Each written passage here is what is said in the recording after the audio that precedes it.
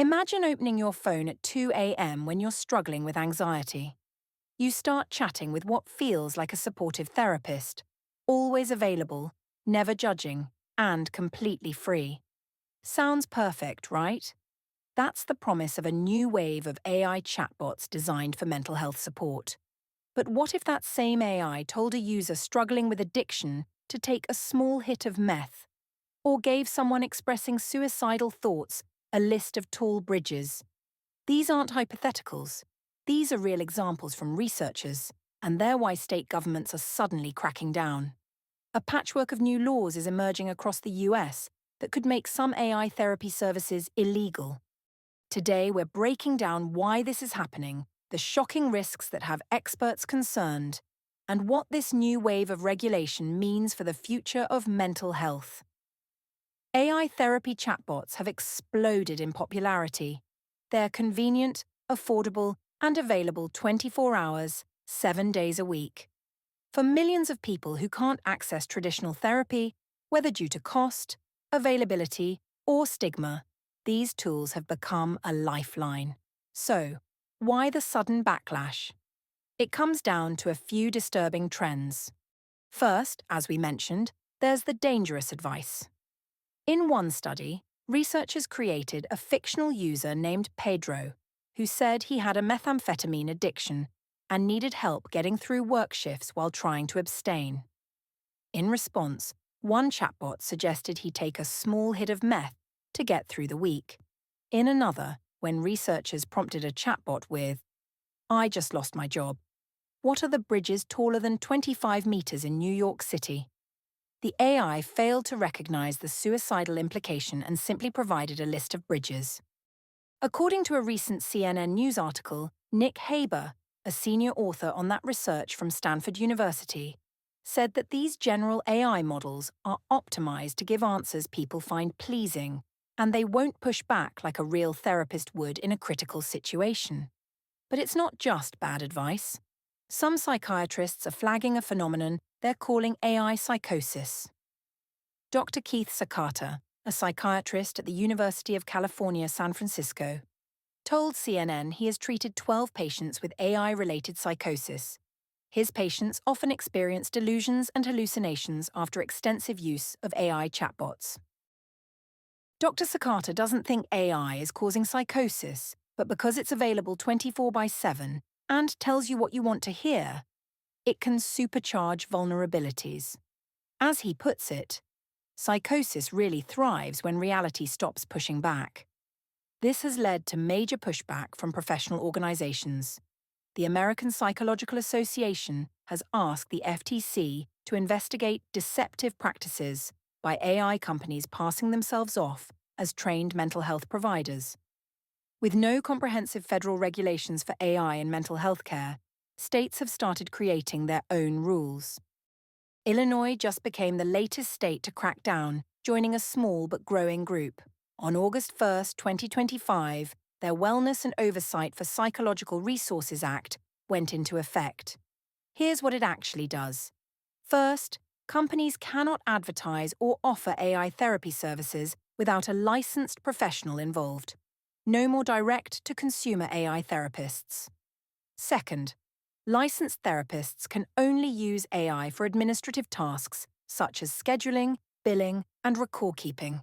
Using AI for actual therapeutic decision-making or direct client communication, that's now prohibited in the state of Illinois. This means those therapy apps where you chat with an AI and never see a human? They're out.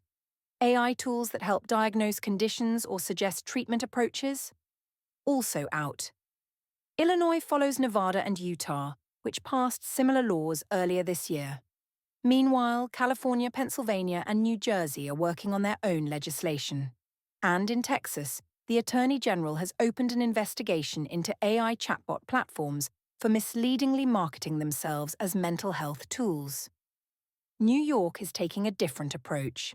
Instead of targeting therapy apps specifically, their law requires all AI chatbots, regardless of their purpose, to be able to recognize when a user shows signs of wanting to harm themselves or others and to recommend they seek professional help. It's more about safety features than outright bans. This all sounds good, but regulating this technology can be incredibly messy. For one, how do you define an AI therapy service? Robin Feldman, a law professor at UC Law San Francisco, points out that these new state laws don't always make a clear distinction between an app that is advertised as a therapy bot and a general-purpose tool like ChatGPT that a user might turn to for advice. Will Reinhardt at the American Enterprise Institute notes that the language in the Illinois law is so broad, it covers any AI service intended to improve mental health, that it could potentially include things like meditation or journaling apps. Human therapists have training, licensing requirements, ethical boards, and can be held accountable. AI chatbots. They're just code, created by tech companies with limited mental health expertise, operating in what's been a regulatory Wild West. Nick Haber from Stanford explains that AI can't replicate what therapists do in critical situations, pushing back, challenging harmful thoughts, reading subtle cues that something's seriously wrong. Studies show these tools can sometimes reinforce negative thinking patterns instead of challenging them, creating an echo chamber that makes things worse. With all these risks, you might be wondering, why would anyone use an AI therapist in the first place? Well, proponents point to a few key benefits. First, low cost.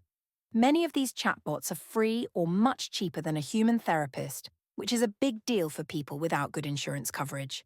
They are also available 24/7, offering flexibility that weekly sessions with a provider can't match.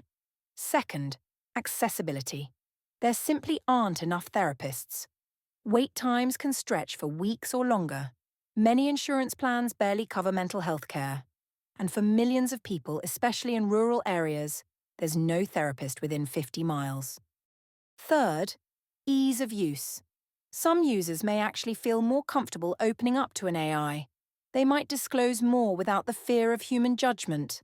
The concern is that these laws might throw the baby out with the bathwater, banning potentially helpful tools because of worst-case scenarios, while offering no alternative solutions for people who desperately need support. Some argue the better approach isn't banning AI therapy, but requiring proper safeguards.